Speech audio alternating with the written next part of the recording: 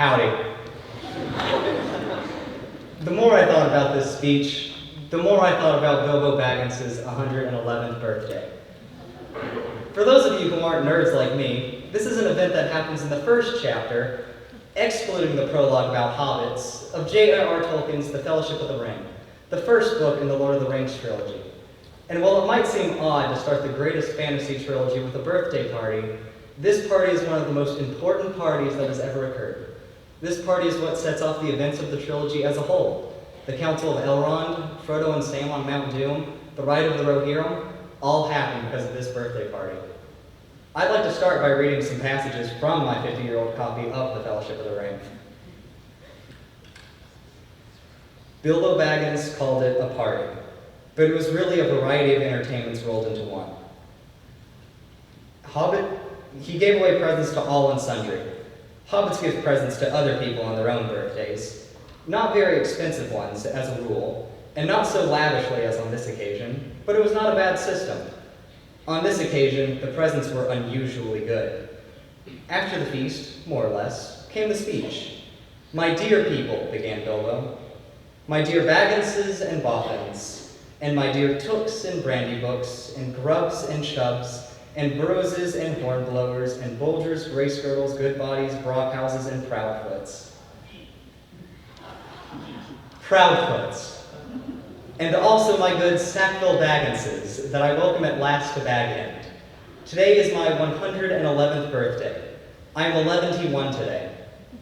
I hope you are all enjoying yourselves as much as I am.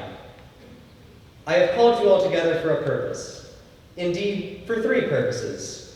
First of all, to tell you that I am all immensely fond of you all, and that 11-1 years is too short a time to live among such excellent and admirable hobbits. I don't know half of you half as well as I should like, and I like less than half of you half as well as you deserve. Secondly, to celebrate my birthday. I should say our birthday, for it is, of course, also the birthday of my heir and nephew, Frodo. He comes of age and into his inheritance today. Thirdly, and finally, I wish to make an announcement. I regret to announce that, though, as I said, 11-1 years is far too short a time to spend among you, this is the end. I am going. I am leaving now. Goodbye. He stepped down and vanished. There was a blinding flash of light, and all the guests blinked. When they opened their eyes, Bilbo was nowhere to be seen. The inheritance Frodo comes into is the One Ring. Now, I suppose you're wondering why I chose to read from The Lord of the Rings in my speech. Well, first, it's because I'm a nerd.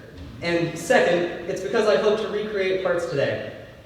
Regretfully, I am unable to vanish before your very eyes. I don't have fireworks or food, and I don't have a present as grand as the One Ring to rule them all. But if you'd all check under your pews, you'd find nothing. But wouldn't it be nice if there were? Unfortunately, I did not have the time nor money to purchase everyone a physical gift, so you'll have to settle for words of advice. My first piece of advice has to do with Bilbo's speech. I don't know half of you half as well as I should like, and I like less than half of you half as well as you deserve. When I look around the room, I see faces of friends I've had for years. I see classmates, I see castmates, but I also see faces that I just recognize from around campus, and that fact makes me feel bad. I've been here for 6 full years, and there are still people in my own grade I just recognized and couldn't name. So my first piece of advice would have to be, get to know whoever you can during your time here at Baylor. Best case, you end up with a new friend. Worst case, you never have to talk to them again after graduation, save for the occasional class reunion or alumni event years down the line. My second piece of advice is not to be afraid to try new things. When I first arrived at Baylor, I tried fencing. Now this may surprise you, but I, like many 11-year-olds, had never held a sword before. But little 6th grade Nathaniel still showed up to be stabbed. And I did it again in 7th grade. When I first showed up, I thought for sure that I'd be a soccer player.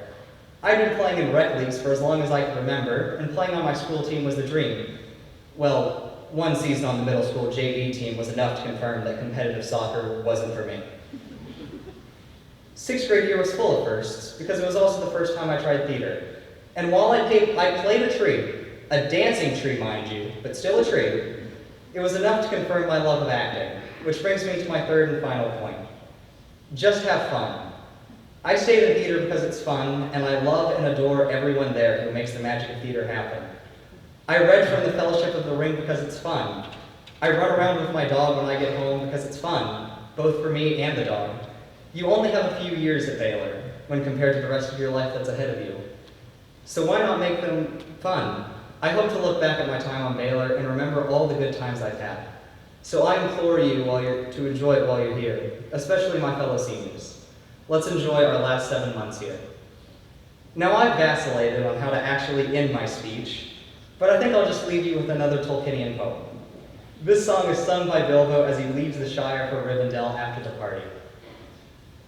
The road goes ever on and on, down from the door where it began.